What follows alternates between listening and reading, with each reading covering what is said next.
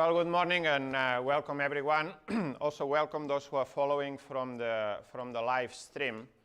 And the title of this session is 20 Years of Imperialist Meddling in Afghanistan. But I think that I will have to deal with a bit more of the history of Afghanistan, which I think is necessary in order to understand what's happening now, and what's happened over the last 20 years. Now, I wanted to start with a quote, just to warm the meeting up a bit, just to see if anyone knows who said the following: the likelihood there's going to be Taliban overrunning everything and owning the whole country is highly unlikely. We provided our Afghan partners with all the tools, let me emphasize, all the tools, training and equipment of any modern military. Joe Biden, yes. Prize for the comrade at the front. But not only Joe Biden said this very categorically, let me emphasize this, all the tools. He said this 1 month, 4 weeks before the Taliban took over Kabul and ended this particular defeat of US imperialism. He also said there is not going to be a situation where civilians are going to be evacuated with helicopters from the roof of the US embassy, as in Saigon. And this is exactly what happened on the 15th of August. So much for the most powerful imperialist power on earth, which the United States still is. But nevertheless, there's no other way of describing this than a major defeat for US imperialism, a major defeat which has very wide-ranging consequences, will have. Here's a quote from an American US newspaper, I think it's from the Atlantic, and they describe the cost of the war. Obviously, they put the cost of the war from the perspective of the United States. But it's interesting what they say. It says, in the 20 years since September the 11th, 2001, the United States has spent more than $2 trillion on the war in Afghanistan. Other estimates are higher than that, $3 trillion, some people say. That's $300 million per day, every day, for 2 decades, or $50,000 for each of Afghanistan's 40 million people. Imagine this, just to put it into perspective. There have been 2,500 US military deaths in Afghanistan and nearly 4,000 more of US civilian contractors. This war has been conducted largely by US civilian contractors, i.e. mercenary organizations, which have played a major role in every US war in the recent period. That pales beside the estimated 69,000 Afghan military and police killed, 47 civilians killed, plus 51,000 dead opposition fighters. But obviously, dead opposition fighters can mean anything, can mean also civilians killed in indiscriminate bombing of villages, valleys, and towns. And this is obviously just from the US perspective. As Mike Hogan said, probably the figure is much higher of people who died in the last 20 years. 250,000 is one figure that's been given. And all of this is the point that this American US newspaper is making. All of this for what? For nothing. They haven't achieved any of their war aims. They have left the country defeated. Admittedly, it's not a direct military defeat in a direct military confrontation, but that never happens in a country like Afghanistan, which is known by some authors, described it as the graveyard of empires. So there's a long tradition of this in Afghanistan. If there is one thing that the Afghan people will not tolerate, is a foreign invader or a puppet government regime of a foreign invader. Now, of course, we have to say that this is a major defeat for US imperialism, but it's also a victory for the Taliban, which is an extremely reactionary force, which we have no sympathies for. But you need to try to understand why why and how such a thing has happened. And the reason is clear, that the regime that was imposed by US military invasion 20 years ago was a regime based on foreign domination. About 80% of the state budget was in foreign aid. A regime that was extremely corrupt.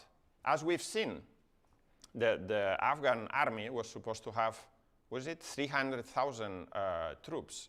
Where were these troops in the final offensive of the Taliban? They all melted.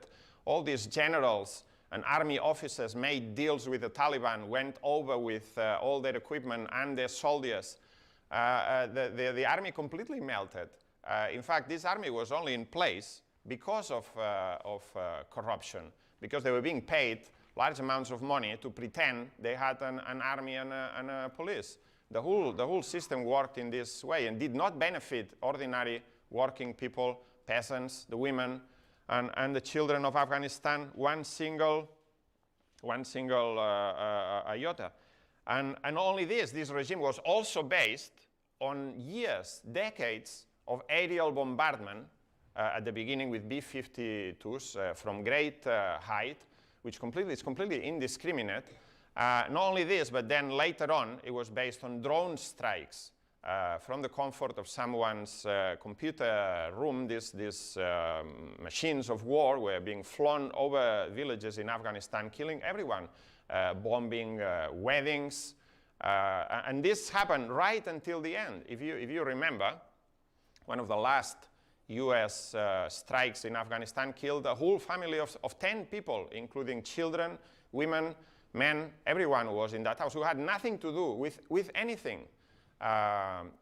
Supposedly in an attempt to take out some ISIS fighters which weren't there. And this is the character of this regime. And this explains why this regime fell without any resistance, without anyone wanting to risk their lives to defend this regime. The minute the United States announced a timetable for withdrawal, this regime was finished. And the Taliban started advancing throughout the country. The regime completely melted. Of course, the high-ranking officials of this regime, the president, the ministers, the generals, they all went into safe and comfortable exiles, some of them to the Gulf states, some others to Tajikistan, Pakistan, neighboring countries, and some others, they just went over to the Taliban. One of the ministers became the head of one of the ministers of this US puppet regime of Ghani went over and became the head of police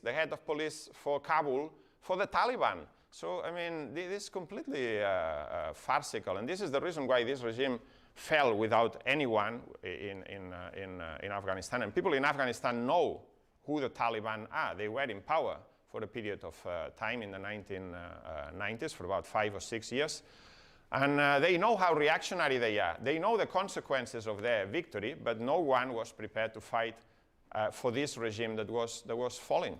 And this is quite significant, I would say. But as I said before, in order to understand Afghanistan today, the situation that's developed in the last 20 years, is necessary to look at the history of Afghanistan, and also at the geography of Afghanistan, which plays a crucial role in politics. Afghanistan is now presented as an extremely backward country of religious fanatics. And there are religious fanatics in Afghanistan, there's no doubt, but Afghanistan has another side.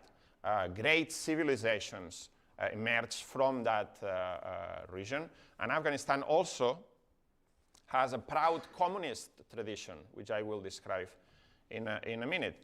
It's not all black reaction and backward tribes, though these also exist. Afghanistan has the misfortune, if you want to call it like that, of being in a very important geostrategic area, which is the door or the passageway between Central Asia and South Asia. And this means that over the centuries, many different civilizations have passed, have conquered Afghanistan for short periods of time. They've been kicked out, and some of them have settled. And this has created a country which is a patchwork of different nationalities, languages. In the north and in the east, there are Turkmens, Uzbeks, Tajiks, which are related to neighboring countries.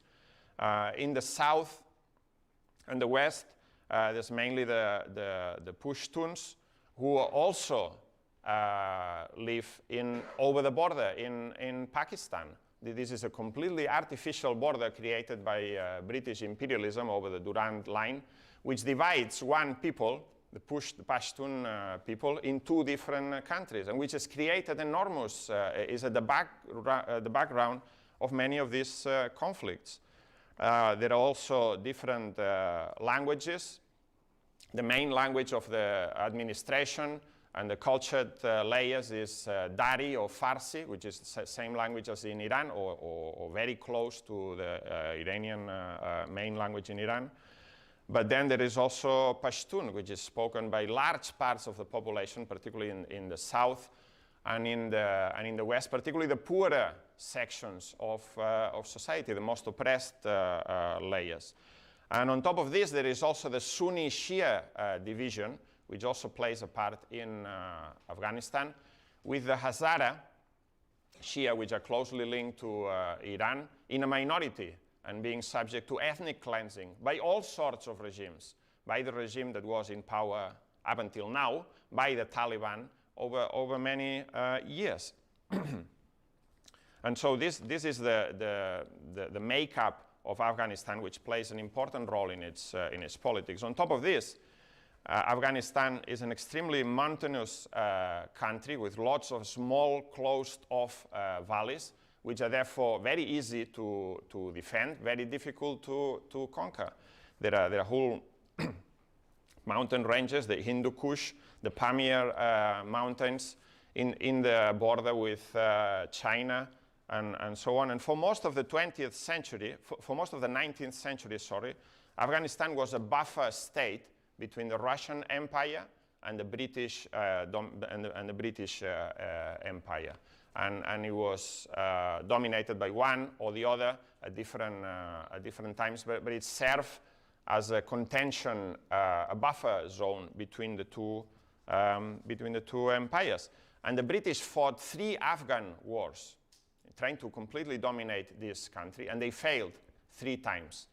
Engels wrote about that in some interesting writings. As we know, Engels was very interested in military affairs and military history, and he wrote about these three wars, which the British lost. By the beginning of the 19th century, some interesting developments took place. This whole region was the site of revolutions. There was a constitutional revolution in Iran. There was the 1905 revolution in Russia, and then the 1917 revolution in Russia. But there was also a lot of nationalist ferment in the whole area of Central Asia, in Iran, in Russia itself, in Turkey, which also plays a role in Afghanistan. There was the Young Turks movement of Kemal Atatürk, nationalist movement trying to modernize these countries, trying to bring these countries from backwardness into modernization, establishing written languages, creating universities. And this had also an impact in Afghanistan, but in a very distorted way, in a country where there was at that time no capitalist class to speak of. It was an extremely backward country. It was the king, a modernizing king, King Amanullah, who declared independence, taking advantage of the Russian Revolution in 1919.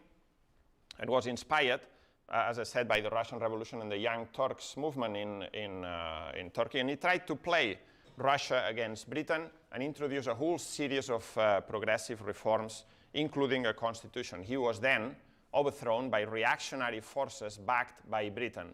And here we see a pattern. Every time homegrown forces have tried to modernize the country, introduce progressive reforms, even basic democratic reforms, a constitution, rights for women, and so on, they've been overthrown by reactionary forces which have always been backed by imperialist powers throughout the 20th century. You go a bit further. In 1965, we see the founding of the People's Democratic Party of Afghanistan, the Communist Party.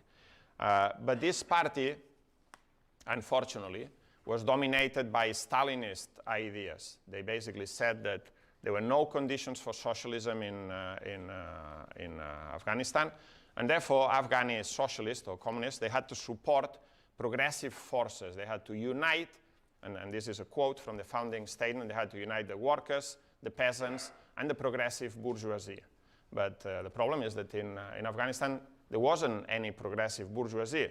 There was barely a bourgeoisie to speak of. And so this wrong strategy was to then mark a whole series of defeats for the communist movement in Afghanistan. In 1967, and this is interesting, this is important, it will have consequences, the Communist Party, the PDPA, split into several factions.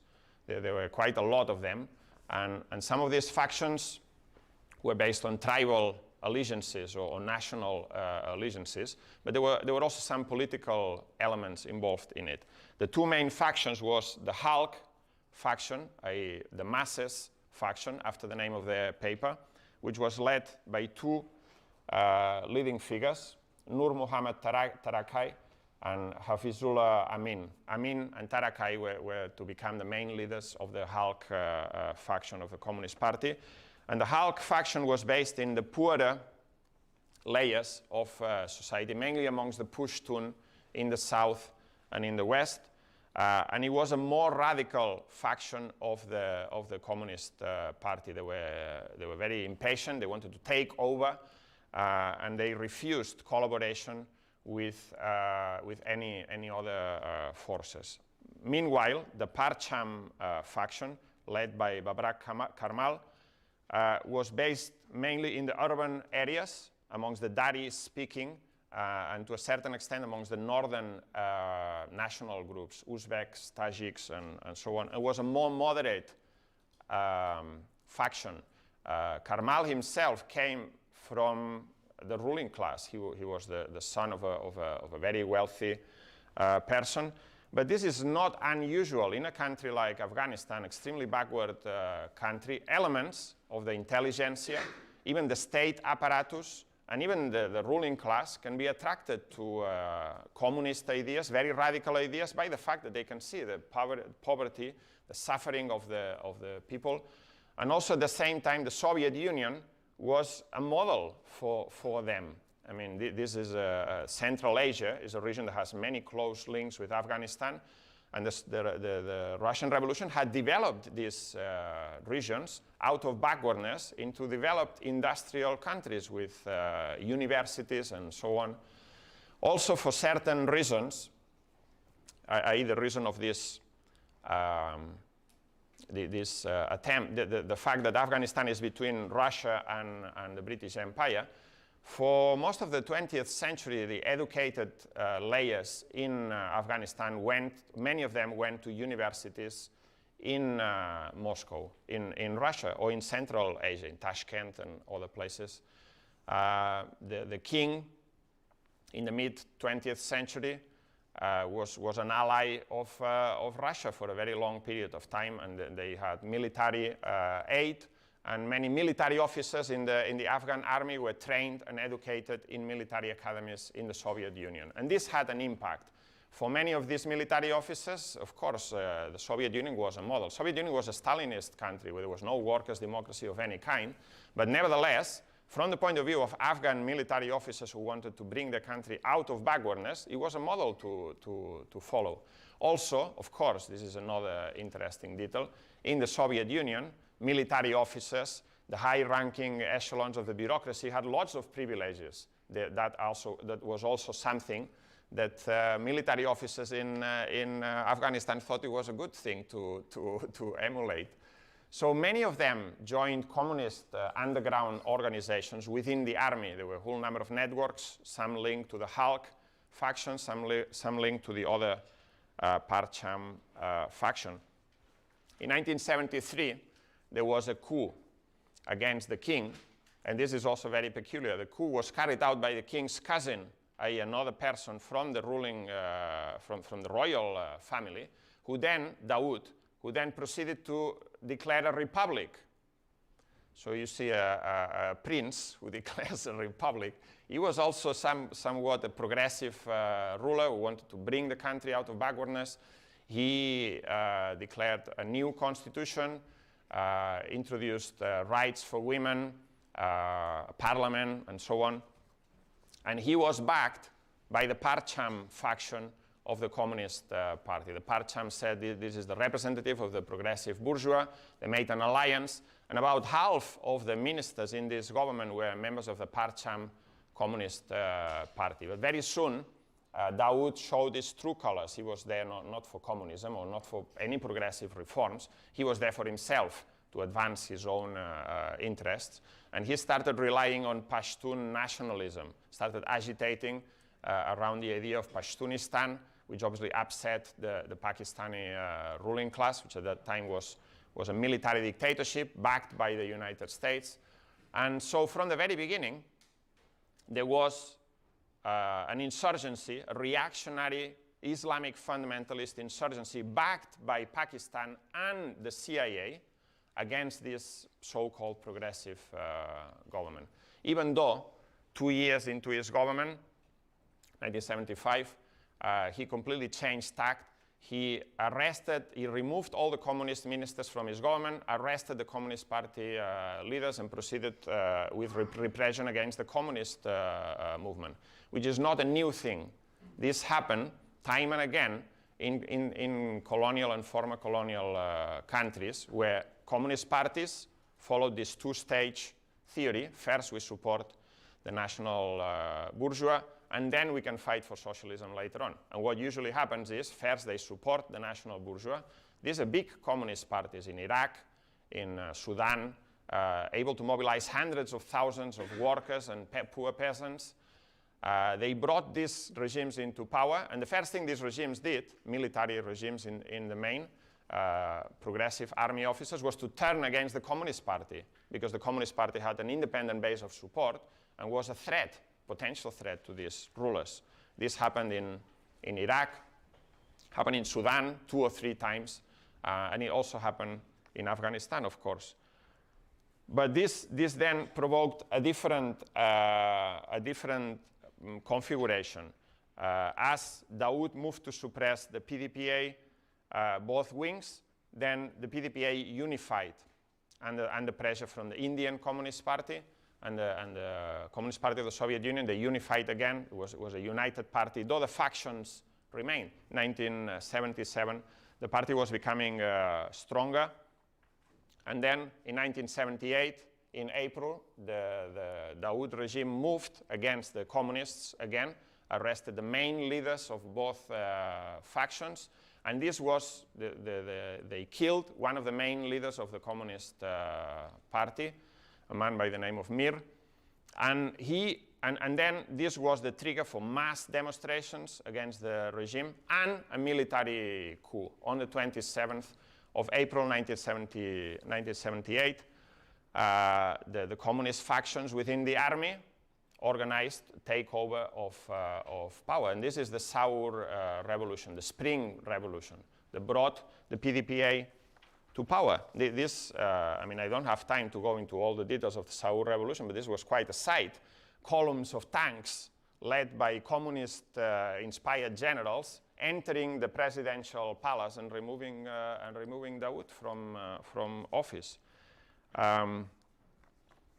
This was, and this is another interesting point, important point, this was carried out mainly by the Hulk faction, and the Soviet Union knew nothing about this. This was not a Soviet Union-inspired coup, as the West then claimed. It was a homegrown movement triggered by the repression of the Dawood regime. And the Hulk faction had not informed the Soviet Union. There were the Soviet agents, KGB agents, there was a Soviet embassy in Kabul. They knew nothing. In fact, they had been advising the Communist Party to collaborate with Dawood, to moderate their language and their demands, and not to implement any socialist measures. They said, Afghanistan is not ready for socialism, which we're going to discuss in a minute, But they said Afghanistan is not ready for socialism, therefore you have to support Dawood. This was the policy of the Soviet Union. So this is an important point. The Soviet Union had nothing to do with this revolution, which took the form of a military coup. The Saur Revolution immediately took a whole series of progressive measures. They, for instance, abolished the dowry and the sale of women into marriage, which was a very important change. They abolished all debts of the poor peasants to the landlords.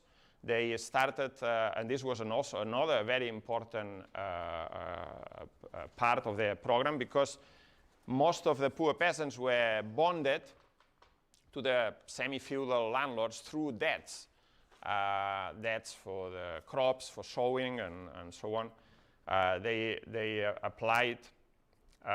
implemented a literacy campaign and so on. So this was a program of extremely progressive measures in what was in reality a very backward country. You have to think that in 1978, Afghanistan had 15 million inhabitants in a massive territory. This is a big country. But only 15% lived in cities. So the overwhelming majority of the population was rural. 10% were nomads. So they were not even settled. They were nomad herders, crossing over state lines as they wished. And 95% of the population were illiterate.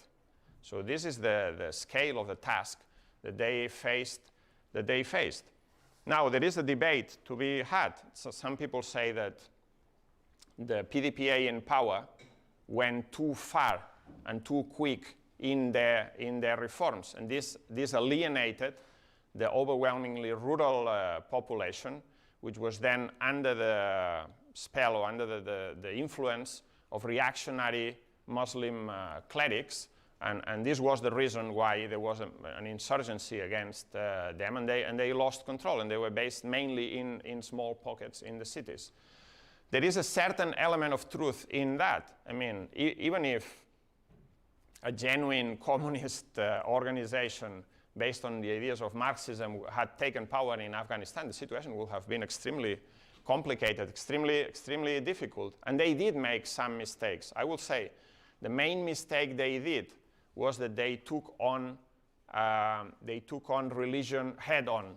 In a country like Afghanistan, you cannot do that. Religion cannot be attacked head-on. Religion has to be attacked through rearguard action, by removing the power of the clerics through agrarian reform, through the literacy campaign, and so on. To taking democratic measures undermine the ideological power of religion, rather than clashing head-on with religion. For instance, it is said that Amin liked to drink in public and boast about his drinking. This was very offensive to many people in Afghanistan. Many people who were poor peasants and poor people who could have been won over to the revolutionary movement with a more cautious approach. And this was one of their mistakes. Also, they introduced many of these measures. This was a revolution that took place through a military coup. This was not a democratic movement of the masses, although obviously they had support mainly in the cities. So these people at the top, they took a whole number of measures by decree, without explanation, without a political debate, without political work amongst the masses. This was another mistake. For instance, many of these measures were taken before the literacy campaign had even started. It would have been probably better, strategically, to start the literacy campaign and have a political education campaign throughout the country, to the most remote villages, explaining what the government was doing in relation to agrarian reform, the debts, the abolition of the marriage, the bride price, and so on. And this was not done. This was a bureaucratic regime that acted from the top in a very clumsy way. However, this is not the full story. The full story is that already there was a reactionary Islamic insurgency, and this reactionary Islamic insurgency didn't just happen spontaneously. This was organized, funded, and backed by reactionary imperialist forces, starting with Pakistan. Obviously, Pakistan has started this campaign already under the Dawood regime because they were worried about all this agitation about Pashtunistan. But also then, and the ISI, secret services in Afghanistan played a major role in this, but also then backed by Saudi Arabia, extremely reactionary feudal theocracy, and backed by the CIA, not from 1978, not from 1979 when the Soviet Union invaded, but from the 1970s, from 1975 specifically, when Dawood started talking about Pashtunistan. And this also took place at a very particular time. This was in 1978, 79. Angola had communist guerrilla take power. There was a revolution in Iran where a US-backed regime was overthrown. This is a completely different story. We don't have time to go into it, but the US had lost control of Iran.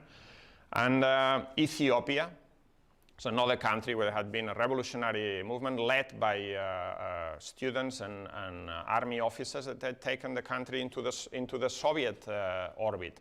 The United States were worried that they were losing control of the whole areas of the world, and they wanted to prevent Afghanistan from becoming part of the Soviet Union area of influence. Interestingly, this insurgency was also backed by China. China funded the Islamic reactionary gangs that were fighting against the communist government, and for a long period of time. From where? From Xinjiang, where now they're fighting Islamic insurgency. Well, they were responsible for creating this. And the reason for this is clear, because the whole foreign policy of China was, the enemy of my enemy is my friend. And so because the main enemy was the Soviet Union, then the friend was the United States. And they took the side of the United States in a whole number of conflicts around the world. Then in December 1979, that is a year and a half after the revolution, the Soviet Union intervened. Why did the Soviet Union intervene? The Soviet Union did not intervene because of this Islamic insurgency. The real reason why the Soviet Union intervened is in order to settle scores within the factional struggle within the PDPA and defend the faction that they thought was more compliant with the Soviet Union. It was completely cynical intervention. It had nothing to do with the interests of the Afghan masses.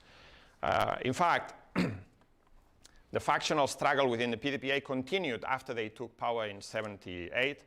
Taraki, from the Halk faction, sent Karmal to Czechoslovakia as a ambassador, but in fact this was a form of exile, having as far away as possible, because he thought that Karmal was conspiring with the Soviet Union to remove him. But then what happened was that Amin, the other leader of the Halk faction, started to become suspicious of Taraki, and because Taraki was being courted by the Soviet Union, and Amin started adopting a whole number of crazy policies. In this very short period of time, 20,000 people were killed in these internal faction faction fights within the Communist Party. Amin organized the killing of Taraki. They were in the same faction. But Amin was very, he wanted power, and so he removed Taraki. And then at that point, the Soviet Union said, enough is enough. This is a complete mess in Afghanistan. We want to keep control of this strategic country, and the only way we're going to do it is through Karmal, the leader of the Parcham faction. So in 1979, in December, they sent troops in. Allegedly, Karmal, from a position of power, had called the Soviet troops in, but in fact he was in Tashkent, in Central Asia, in the Soviet Union, when he was issuing this radio appeal for support and help from the Soviet Union. Soviet Union troops entered, they killed Amin, and they installed Karmal to power.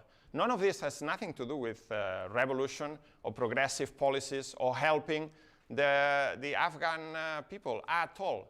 And this is the reason why our tendency, the militant tendency at that time, took a very clear position that we were not in favor of the Soviet invasion of Afghanistan, which also had negative impacts in the communist movement worldwide, because many, the imperialist propaganda then said, look, I mean, you're talking about imperialism, what is the Soviet Union doing invading Afghanistan? Obviously, they were completely hypocritical in the criticism, but this did have an impact in the communist movement in many countries. The communist movement was divided over this question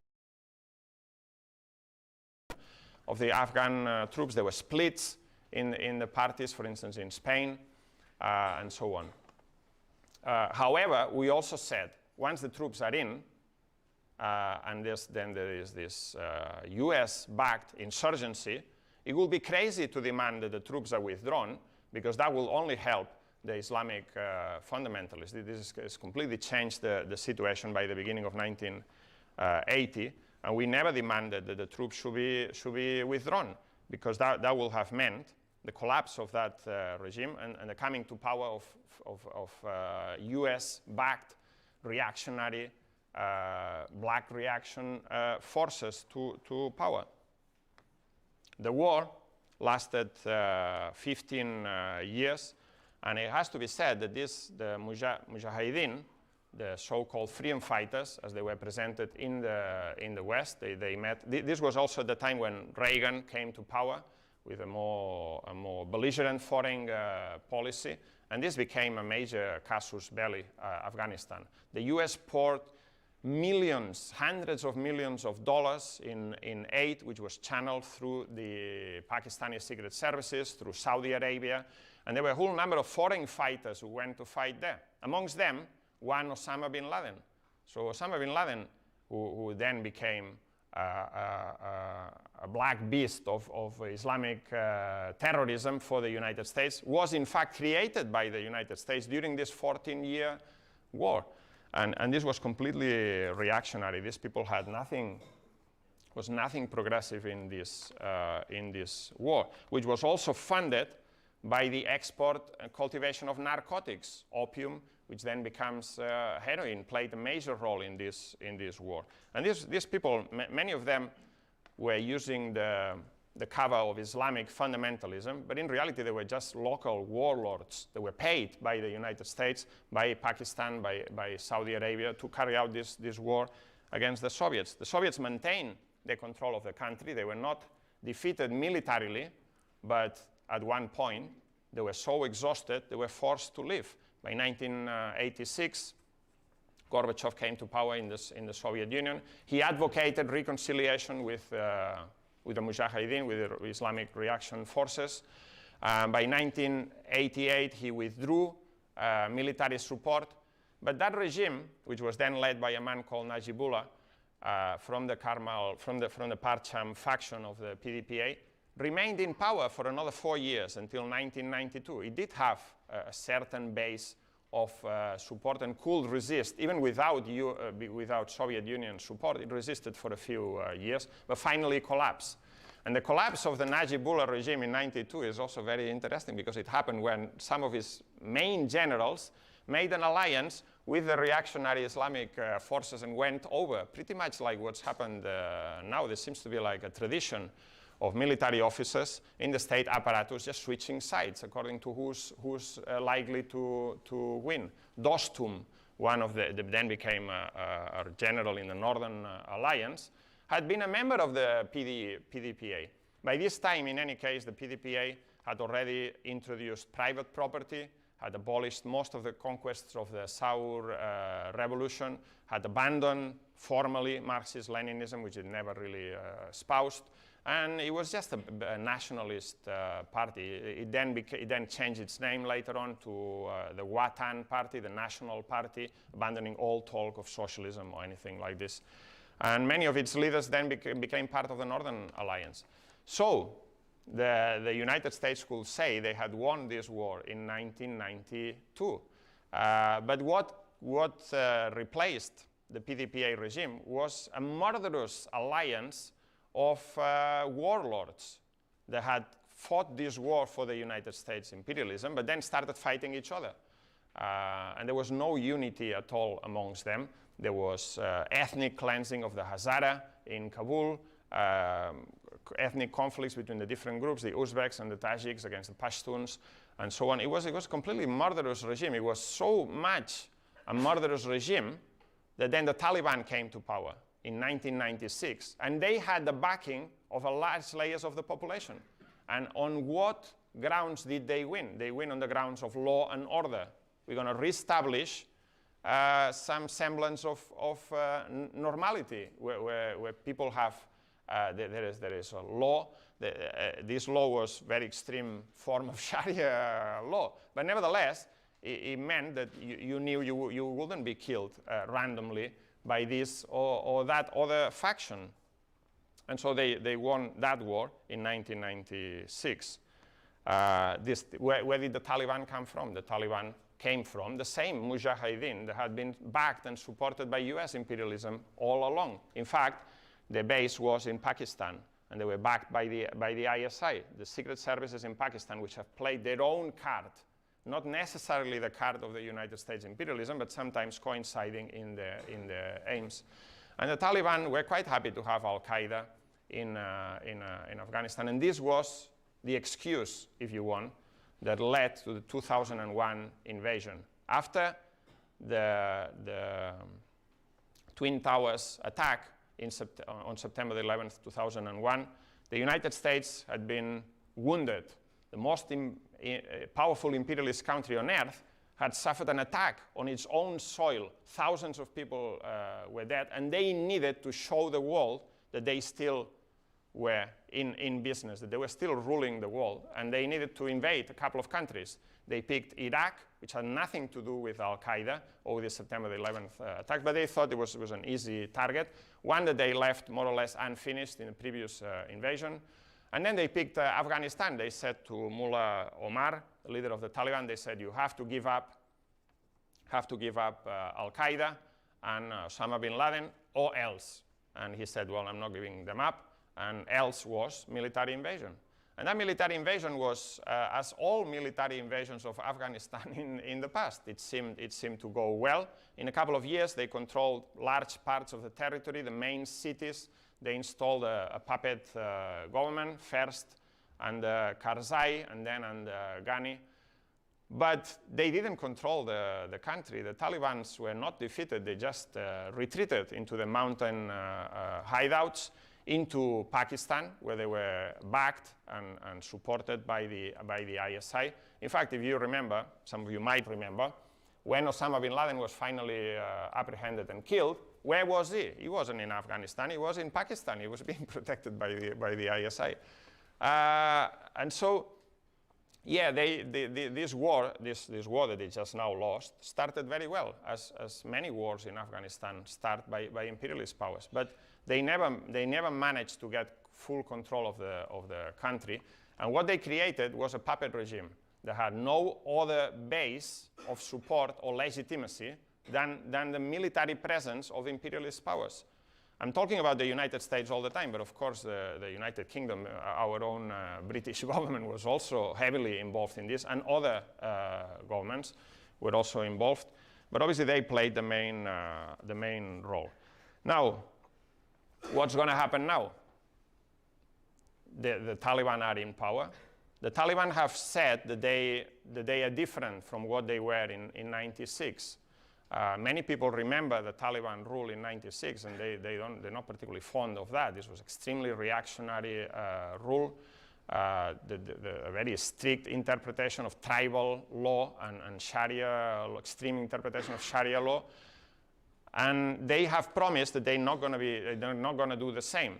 It's also true that the Taliban leaders in the last 20 years have been mainly based abroad. Some of them are in the United Arab Emirates, some of them in Pakistan. They have traveled the world. They have attended peace conferences and negotiations. And basically, in reality, they're not so interested in Islamic law or fundamentalism. They just want to rule the country according to their whim. And they understand that in order to rule the country, they need to be amenable to foreign powers. They don't want to be subject to foreign powers, but they want to be able to negotiate with different foreign powers. Right now, the reserves of the Bank of Afghanistan are based in New York. So for starters, they need that money. They need the money from the aid in order to feed the people. So it is true, possibly, that some of the Taliban leaders have become more statesmen-like. And they will like to be left alone to rule Afghanistan and to have deals with different countries. They have gone to other countries with Islamic governments, Saudi Arabia, Indonesia, and they see that that works. You know, I mean, in Saudi Arabia, there's a strict Islamic rule, and at the same time, they're friends with the United States. So some of them might be thinking, why is that not possible in Afghanistan? And the United States wouldn't be contrary to that if they could reach an agreement. In fact, as you've seen, in the last few weeks, there's been a lot of talk about the plight of women in Afghanistan and how the defeat of the US imperialist intervention has meant that the women's rights that have been achieved in this period are now completely destroyed and so on. But this is all talk. US imperialism doesn't care a iota for women's rights or for human rights in Afghanistan or anywhere else. Otherwise, they will have started a war in Saudi Arabia, which is the main ally in the Middle East, and one of the main recipients of foreign aid and military aid. So that doesn't count for them. The plight of women in Afghanistan, the plight of the poor in Afghanistan is very real, but has nothing to do. I mean, in the last 20 years, if this regime had been a progressive regime that they had installed, people would have been prepared to fight for it, to defend it. And this was clearly not the case. But one thing is the leaders of the Taliban, and another thing is the Taliban fighters on the ground. This is a motley coalition of different warlords with different interests. It's true that the Taliban have now been able to go beyond the traditional base amongst the Pashtuns. They have gotten support from certain sections amongst the Uzbeks, the Tajiks. Even they made openings to the Hazara Shia, which they have mistreated in the past. They want to attempt to form a government that's more or less stable and can get foreign aid. But this is by no means guaranteed. There are already faction fights within the Taliban government. There's the Haqqani network, which the CIA very well described as a criminal organization disguised as Islamic fundamentalists. But they are all like that. This is no surprise. And they are fighting against other factions. And the whole thing is likely to descend again into fighting between different warlords and different factions backed by different imperialist powers. China is now attempting to muscle in. Not that they wanted this result particularly, but China wants some stability. And if they can negotiate and talk with the Taliban, so be it. The Taliban, for instance, have made a gesture towards China by removing the how is it called? The East Turkmenistan something army. Is that how it's called? I think they have another name now, the Turkmenistan Islamic Party or something. And these are the Islamic terrorists that are operating in Xinjiang, and they're based in Afghanistan. So the Taliban have now removed them. But what does it mean remove them? They remove them from the border. They move them somewhere else. And as a gesture towards China, China's muscling in, Russia's muscling in, and this is the plight of the Afghan people for the last hundreds of years. Imperialist powers intervening and meddling into the internal affairs and not allowing any progressive forces to emerge from the country where they have a base. And this is what I will say just to finish. The two things. One, the defeat of US imperialism in Afghanistan has wide-ranging consequences. Many other regimes in the region and far beyond will now see that being allied to the United States is not a guarantee for staying in power, and that's a dangerous thing at a time when other would-be imperialist regimes are rising, China, Russia, and so on. And number two, the only solution for the Afghan people, for the workers, for the women, for the peasants of Afghanistan is revolution.